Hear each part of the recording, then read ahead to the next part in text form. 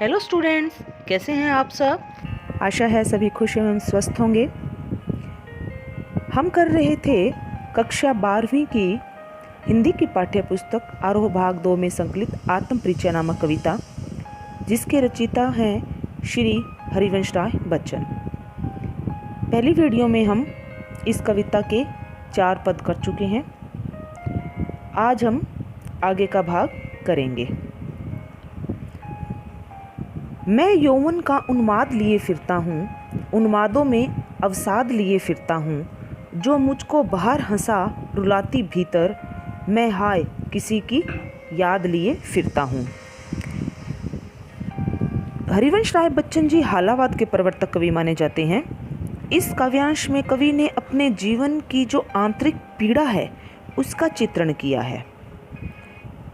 इसमें कवि कहते हैं कि मैं अपनी यौवन का अर्थ है जवानी, का उन्माद का अर्थ है जोश।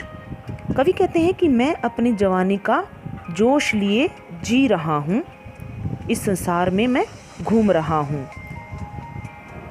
अर्थात वो कहते हैं कि मेरे हृदय में आज भी जवानी की मस्ती और जोश है, जिसमें मस्त होकर मैं अपना जीवन यापन कर रहा हूँ, अपना जीवन बिता रहा हूँ।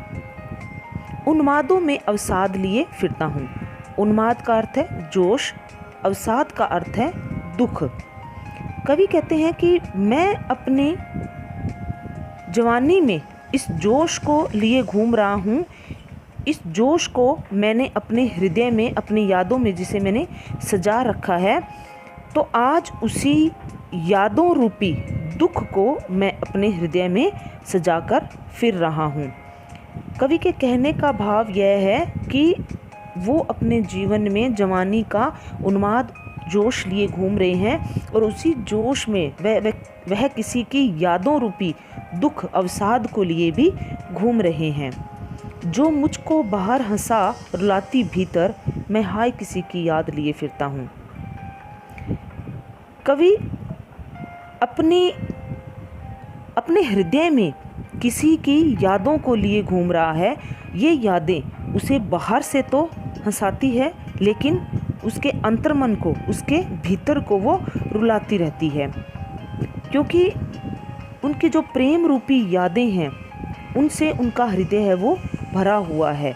वो दूसरों को दिखाने के लिए तो बाह्य रूप से हंसते हुए प्रतीत होते हैं, लेकिन आंतरिक रूप से वो रोते हैं।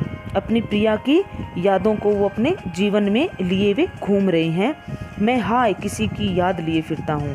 तो उन यादों के कारण वो बाहर से हंसते हुए प्रतीत होते हैं, लेकिन अंतर्मन उनका रोता है। वे अपनी प्रिया की यादों को अपने जीवन में लेकर जी रहे हैं। इसी कारण वो बाहर से हंसते हुए दिखाई देते हैं, लेकिन अंदर से वो रोते हैं। उनकी प्रिया की यादें आज भी उन्हें रुलाती है। इसमें कवि को अपनी प्रियतमा की याद सताती है, जो कि उसे बाहर से हंसा रही है लेकिन अंदर से रुला रही है। उनके जीवन में जवानी के जोश के साथ साथ उनकी प्रिया से बिछड़ने का अवसाद यानी दुख भी है। कर यत्न मिटे सब सत्य किसी ने जाना, नादान वही है हाय जहाँ पर दाना।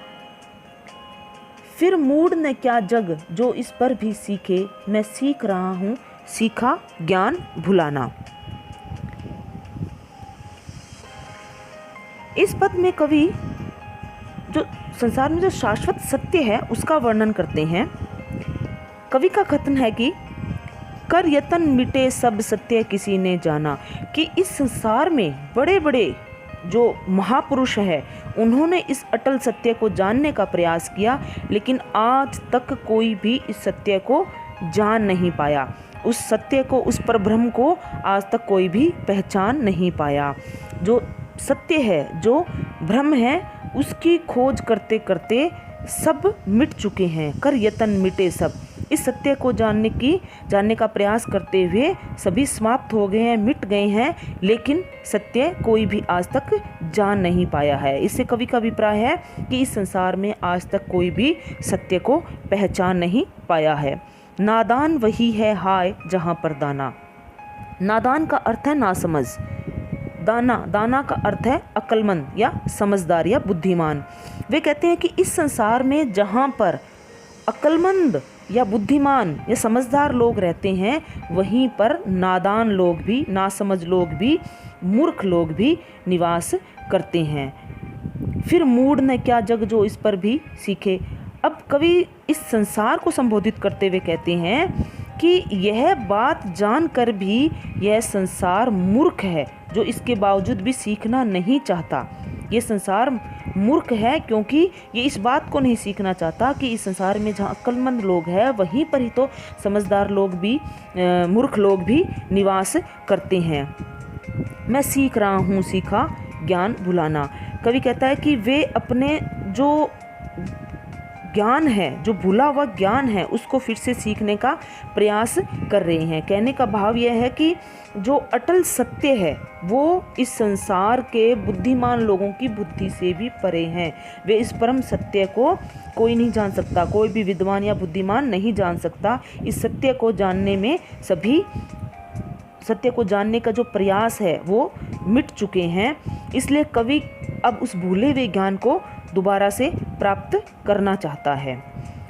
इसमें कवि जो अंतिम सत्य है, यानी कि उस पर ब्रह्मा परमात्मा की बात करता है, और सत्य को जानने के लिए आज तक असंख्य जो महापुरुष है वो यत्न कर करके मिट गए, उनका वर्णन करता है।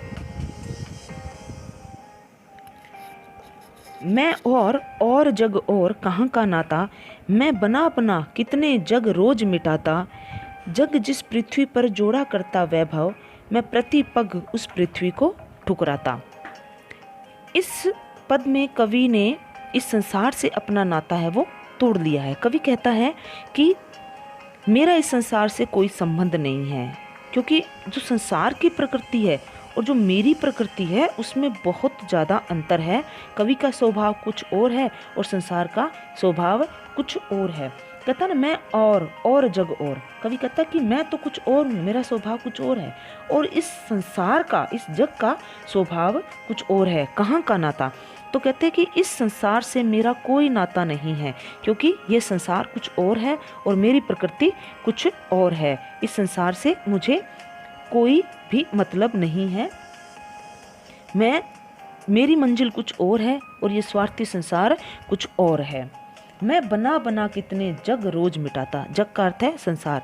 कवि कहता है कि मैं प्रतिदिन ऐसे कितने ही संसार बना बना कर उन्हें फिर से खत्म कर देता हूँ। अर्थात मैं प्रतिदिन ऐसे अनेक संसारों की कल्पना करता हूँ और फिर उन्हें मैं अपनी कल्पना से ही मिटा देता हूँ। जग जिस पृथ्वी पर जोड़ा करता वैभव। कवि कहता है कि ये संसार इस धन ऐश्वर्य आदि से प्रेरित होकर इस पृथ्वी पर रोज धन ऐश्वर्य शानो शौकत जोड़ता चला जाता है, लेकिन इस शानो शौकत से कवि है वो तनिक भी प्रभावित नहीं होता। कवि इस शानो शौकत के खिलाफ है। मैं प्रति पग से उस पृथ्वी को ठुकराता। जो शानो शौकत से भरी हुई जो पृथ्वी है, जो संसार है, वो जब अपना झूठा धन ऐश्वर्य शानो शौकत मुझे दिखाता है, तो मैं ऐसे ऐश्वर्य से जो भरी हुई धरती है उसको अपने पग पग पर ठुकरा देता हूँ। अर्थात मैं उसे अपनाता नहीं हूँ, बल्कि उसको मैं ठुकरा देता हूँ। ये धन और वैभव बिल्कुल भी कवि को विचलित नहीं कर पाते। कहने का भाव यह है कि कवि इन पंक्तियों में कवि इस संसार पर व्यंग्य करता है और इस संसार के साथ अपना कोई नाता नहीं रखता है, क्योंकि ये संसार स्वार्थी है। यह धन वैभव शानो शौकत को मानता है, जबकि कवि इन चीज़ों को ठुकरा देता है। इस जग के प्रति कवि को कोई भी प्रेम नहीं है। जो झूठी शानो शौकत दिखाता है, अपना धन वैभव और ऐश्वर्य दिखाता है। मैं निज रोदन में राग लिए फिरता हूँ, शीतल वाणी में आग लिए फिरता हूँ। हो जिस पर भूपों के प्रासाद निछावर, मैं वह खंडर का भाग लिए फिरता हूँ। इस पद में कवि ने अपनी आत्मीय पीड़ा का चित्रण किया है। कवि कहते हैं कि मैं निज मतलब अपना, रोदन का अर्थ है रोना या दुख। कवि कहता है कि मैं अपने रोने में, अपने आंसुओं में भी राग लिए फिरता हूँ, अर्थात मैं अपने आंसुओं में भी प्रेम भरा गीत छिपाकर रखता हूँ। अर्थात जिसे ये सारा संसार मेरा रोना समझ रहा है, मेरा रोदन समझ रहा है, उसमें मेरे अनेक गीत छुपे हुए हैं। मैं अपनी जो ये दुख के जो आंसू है, दुख की आंसुओं की जो धारा है, उसके माध्यम से मैं अपने जो प्रेम गीत हैं उनका बखान करना चाहता हूँ। शीतल वाणी में आग लिए फिरता हूँ। अब कवि कहता है कि उनकी जो वाणी है वो बड़ी शीतल और कोमल है, लेकिन इस वाणी की शीतलता में भी वो क्रोध रूपी अग्नि को छुपाए हुए फिर रहे हैं। हो जिस पर भूपों के प्रासाद निछावर। भूपों का अर्थ है राजाओं, प्रासाद होते हैं महल, निछावर का अर्थ है अर्पण करना, न्यौछावर करना। मैं वह खंडर का भाग लिए फिरता हूँ। खंडर का अर्थ है किसी भी भवन का टूटा फूटा भाग, टूटे फूटे महल। भाग का अर्थ है अंश, हिस्सा। कवि इस संसार को संबोधित करते हुए कहता है कि मैं उस खंडर का अंश, उस खंडर का हिस्सा लिए फिरता हूँ जिस पर महान प्रतापी राजा अपने महलों को न्यौछावर कर देते हैं। मेरे पास उस खंडर का केवल अंश मात्र है, केवल एक हिस्सा ही है, जिसके सामने बड़े बड़े राजाओं के जो आलिशान महल है उनका भी कुछ मूल्य नहीं है। अर्थात यहाँ कवि अपने प्रिया से बिछड़ने पर जो उनका हृदय है, जो तार तार हो गया, विच्छिन्न हो गया है, वो एक खंडर की भांति हो चुका है, लेकिन आज भी उनके उस हृदय का मूल्य है, वो अनमोल है। वह इतना अनमोल है, इतना उनका हृदय सुंदर है कि उसकी शोभा के सामने आज भी बड़े बड़े राजाओं के आलीशान महल भी कुछ नहीं है। आलीशान महल भी उनके सामने तुच्छ है। इन पंक्तियों में कवि अपने उद्गार रूपी जो अग्नि है उसका वर्णन कर रहे हैं कि उनकी वाणी में शीतलता होते हुए भी उनके हृदय में भावों की क्रोध रूपी अग्नि है, वो जल रही है। उनका जो जला हुआ जो हृदय है, जो खंडर हो चुका है, उसका भी मूल्य इतना ज़्यादा है कि उस पर महान राजाओं के महल भी न्यौछावर हो सकते हैं। मैं रोया इसको तुम कहते हो गाना, मैं फूट पड़ा तुम कहते छंद बनाना। क्यों कवि कहकर संसार मुझे अपनाए, मैं दुनिया का हूँ एक नया दीवाना।